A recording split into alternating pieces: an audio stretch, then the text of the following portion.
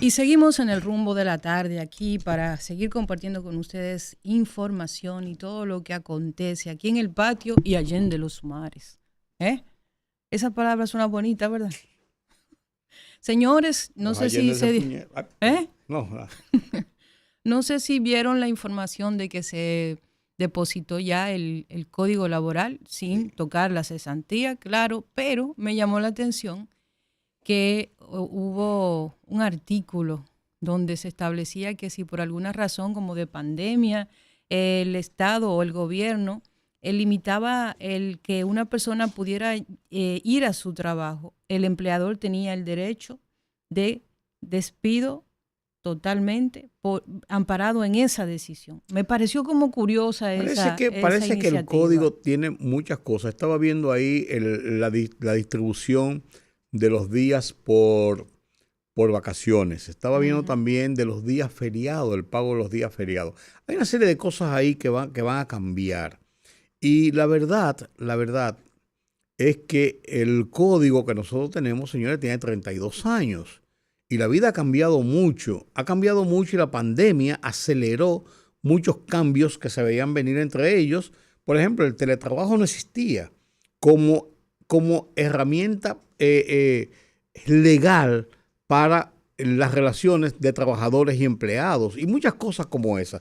Pero el tema de la cesantía se veía venir porque el presidente cuando anunció hace cerca de 2 meses que se habían llegado a acuerdos que la Secretaría de Trabajo, el Ministerio de Trabajo había logrado, el ministro, en la persona del ministro, consensuar para llegar a presentar ese código de reforma.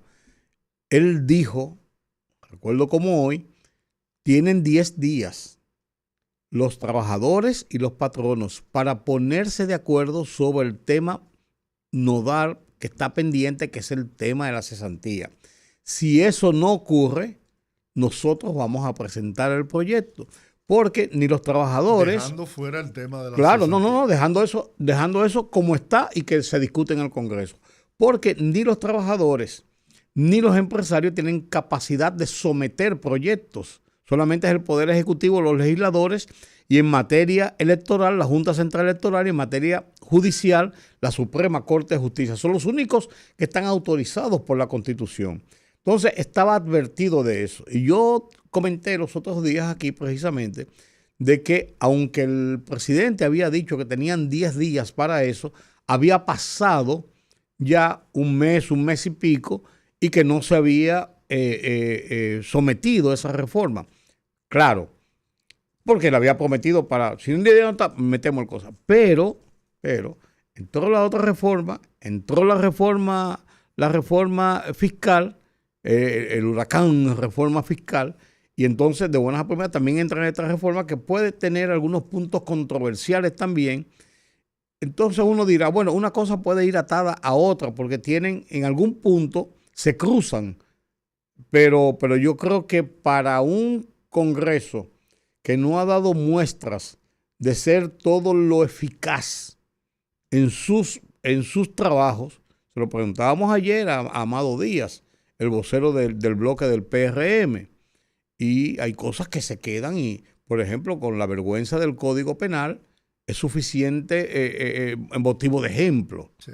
Entonces, pero ahí está y vamos a ver qué hacen. Pero vamos a ver desglosando. Yo no he conseguido el texto, me quedaron de mandármelo hoy, el texto de la reforma que sometieron, que presentaron, porque quiero verlo dentro del conjunto. Bien.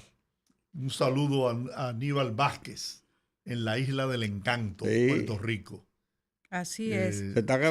Siempre está Activo. pendiente de nosotros. Más le cuesta. Aníbal. Bueno, él fue que me envió la información de la confiscación o revocación de la medalla de oro para el box o la box. Así es. Señores poderosos, y otro tema que también está muy picante. Pero tenemos una entrevista interesante, Sí, ¿no? sí. En unos 7 minutos tenemos una entrevista que no se pueden perder, exclusiva para el rumbo de la tarde, así que no se muevan. Pero dile a la gente con quién. Es con don Luis Rivas, el abogado de Hugo Veras. Vamos a hablar con él, Dios mediante, para ver cuáles son sus reacciones ante la medida de coerción de 18 meses que se impuso esta tarde. Les comentaba, poderoso, que otro tema que está bien picante en los medios de comunicación son las distintas reacciones de los líderes de los sectores afectados o que podrían salir afectados con el tema de la repatriación de haitianos. Por un lado tenemos a Copimecon, tenemos también a sectores agrícolas, sectores de la construcción que están hablando acerca de lo que podría impactar la falta de mano de obra haitiana a esos sectores y cómo podría verse afectada la economía en relación a este programa que anunció el gobierno hace una semana de repatriar 10,000 haitianos cada semana. La ley es la ley 80-20. Así establecido en la ley.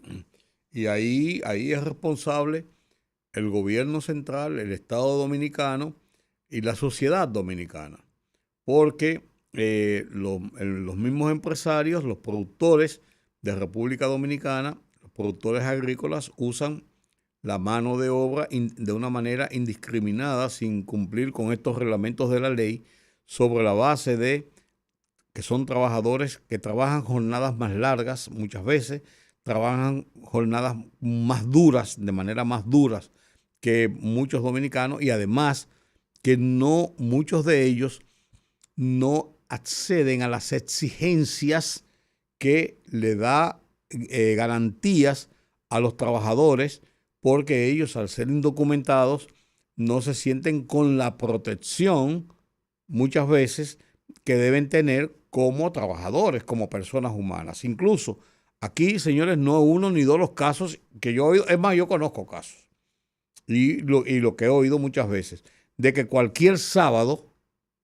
cualquier constructor o promotor, que cuando le pagan a los trabajadores a mediodía el sábado, normalmente usted ve donde hay una construcción arremolinados en torno a ella los trabajadores, los obreros y la gran cantidad son haitianos.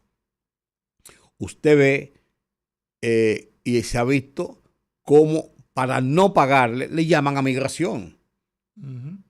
Y van la camiona y el juidero y la cosa y le mojan la mano a la migración. Todo eso ha pasado, eso son vagabunderías y arbitrariedades.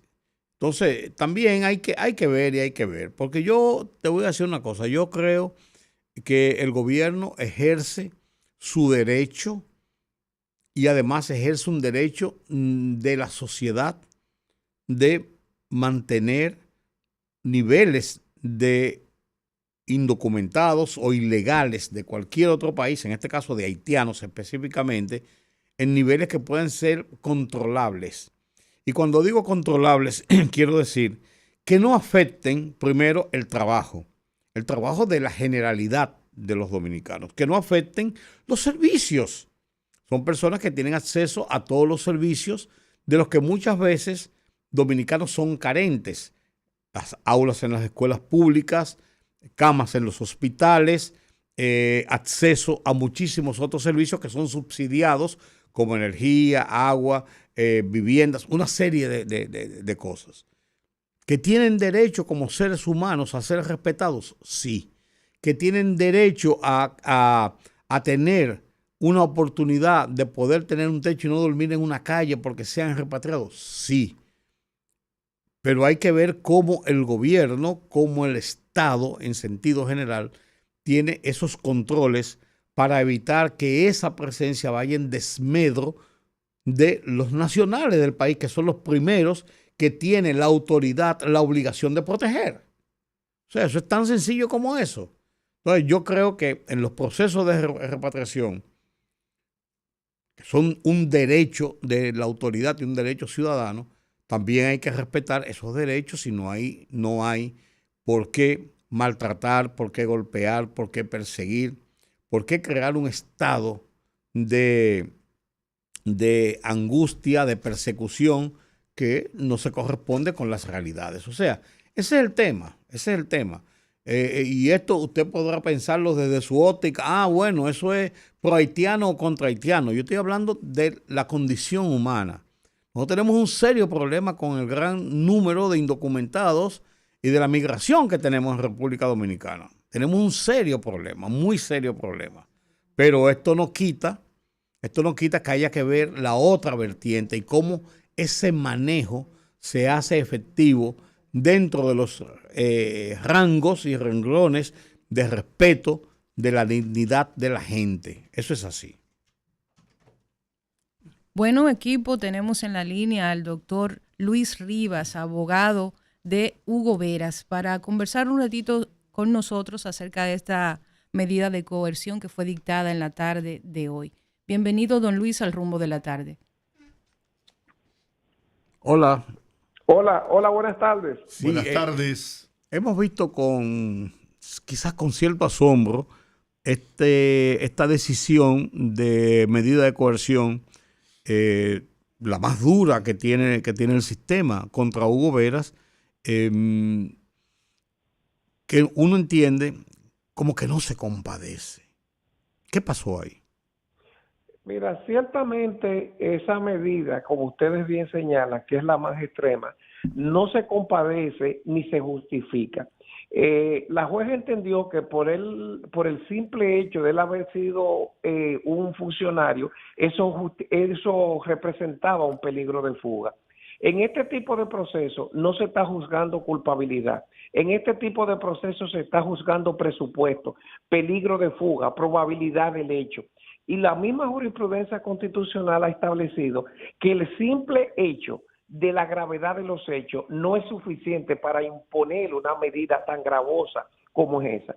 Este señor, en el caso de Hugo Vera, el órgano persecutor tenía casi 8 meses investigando. En 8 meses, cualquiera que hubiese cometido alguna infracción borra prueba. Claro. Elimina pruebas. Pero ellos fueron, después de 8 meses, a hacer un allanamiento nocturno. Ustedes saben que el allanamiento nocturno se puede hacer, pero tiene que justificarse la urgencia de hacerlo de noche. Pero ellos lo hicieron de noche como parte del show mediático a que tienen acostumbrado al país. Ese día, la doctora Laura Costa y yo, que somos los abogados, nos presentamos allá. No nos dejaron subir porque eso era un allanamiento. En los allanamientos ciertamente no participan los abogados. Pero la misma orden de arresto, porque concurrieron 2 actuaciones, a él lo arrestaron y le hicieron allanamiento. En la orden de arresto dice que desde el momento mismo en que lo arresten, él tenía derecho a ser asistido por un abogado. Y eso se lo negaron. Pero no solo eso. Llegaron, como se hace un allanamiento, lo apuntaron con fusiles, lo lanzaron al piso y a su hijo menor de edad le pusieron un fusil, un niño de 9 años, lo apuntaron con un fusil. Pero no importa, eso hay que aplaudirlo, ese tipo de cosas. Vamos a la situación propiamente dicho de la decisión de hoy. Nosotros la respetamos, no la compartimos, no estamos conformes y la vamos a recurrir, que es lo que corresponde. Pero quiero que sepan lo siguiente. Hugo aportó arraigo suficiente, que son los criterios que se utilizan para justificar una prisión. 18 meses de prisión es impedir que Hugo mantenga a su familia, que trabaje. Para investigar hay que meterlo en prisión provisional de 18 meses. Eso no se corresponde. Y sobre todo, que esa acusación, que a pesar que ustedes la ven tan gravosa, tan pecaminosa, una estructura criminal, cuando ustedes la analizan, nosotros que hemos tenido la oportunidad, nos damos cuenta de que eso es todo un bulto mediático que han hecho. Por ejemplo, a Hugo lo vinculan con el acuerdo de las Fuerzas Armadas, el espionaje, pero Hugo no tiene nada que ver con ese contrato, pero en la forma en que eso está redactado confunde a los jueces. El tema del sabotaje de los semáforos, que fue a finales de agosto de este año, Hugo no era funcionario del Intran en ese momento. Cuando Hugo era funcionario y se desató el escándalo en octubre del año pasado, Hugo pidió una licencia y se apartó para no obstaculizar la investigación y duró un año que no hablaba. Y lo que yo sí quiero llamar la atención, aprovechar el medio de ustedes, si ustedes me lo permiten, porque lo que pasó ayer fue algo muy grave. ¿Qué pasó? Inusual. 3 jueces del tribunal, del 4º tribunal colegiado, se presentaron en la sala de audiencia. En primer lugar, no deberían estar ahí porque eso es a puerta cerrada. ni a los familiares se les permiten estar.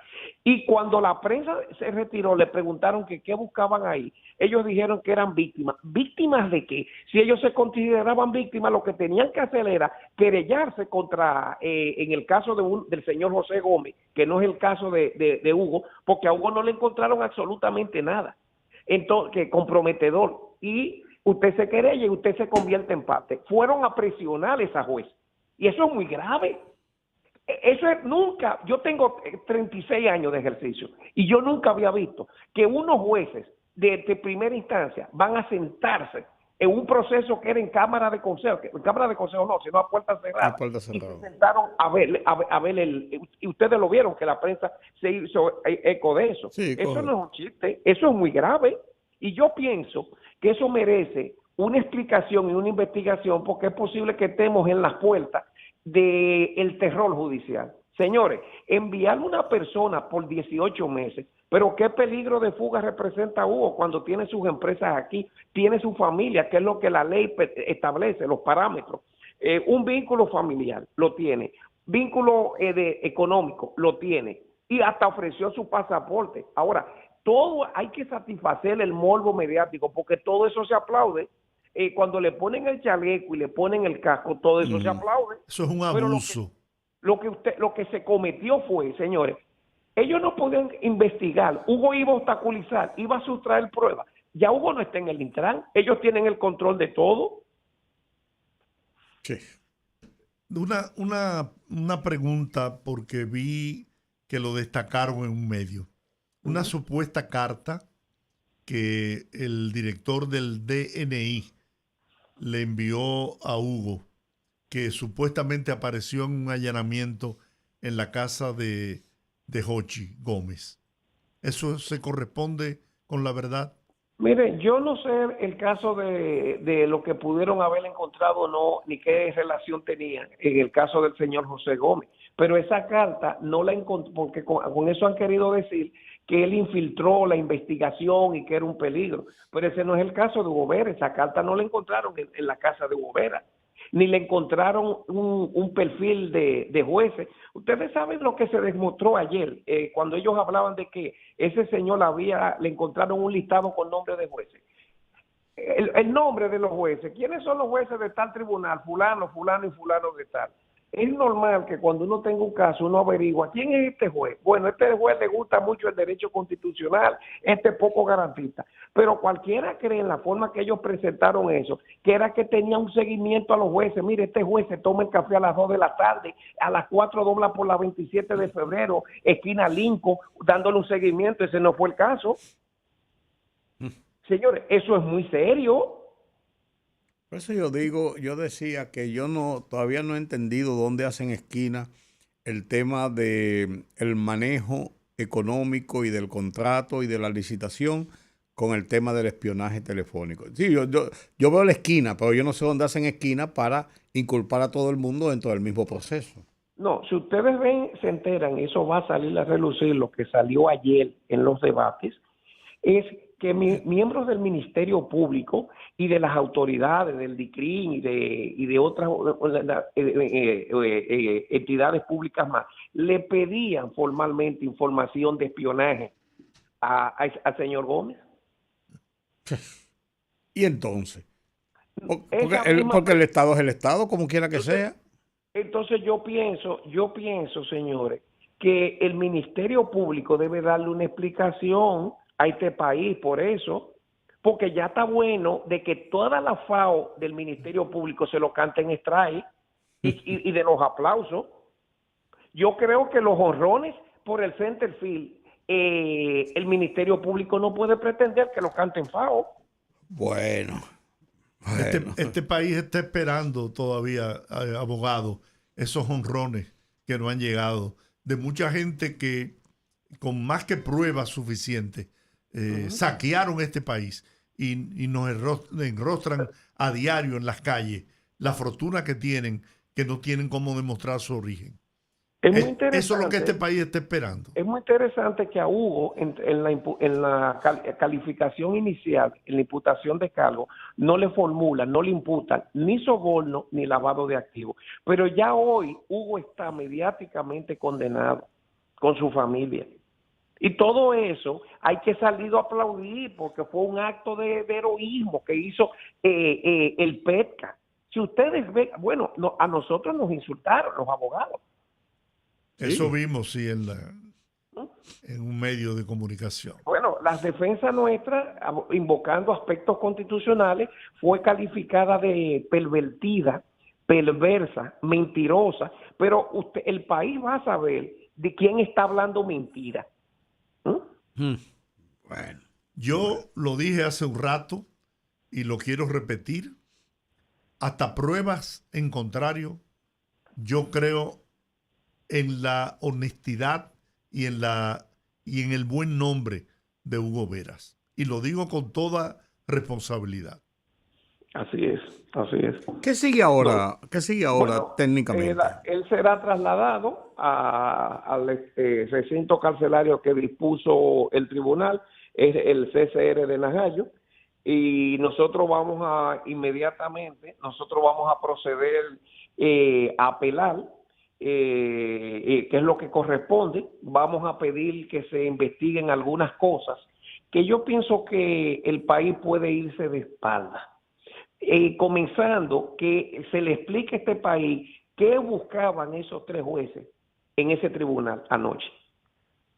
Una cosa, en ese procedimiento de apelación, ¿cuándo se conoce? ¿Quién conoce el procedimiento de apelación?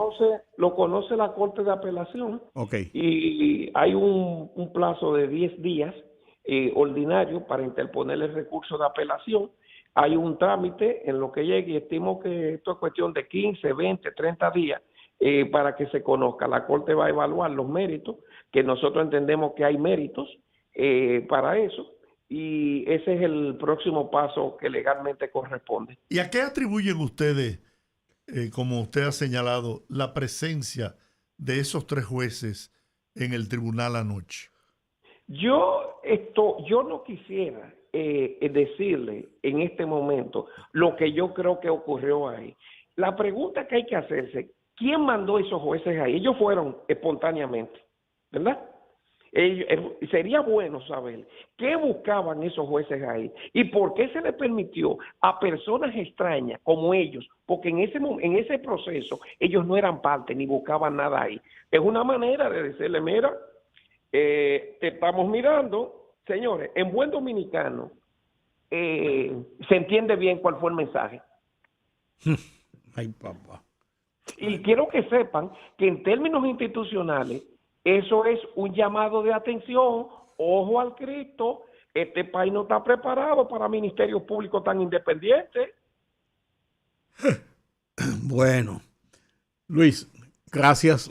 Gracias como siempre. Como siempre, tú siempre presto a dar tus opiniones. Qué bueno. Gracias a ustedes, para servirle. Muy bien. Bueno, señores, vamos a la pausa. Ya escucharon ustedes a Luis Rivas, abogado de la defensa de Hugo Veras. Junto a Luis Rivas está Laura Acosta también. Así que Hugo tiene un buen equipo de defensa. Vamos a la pausa. El rumbo de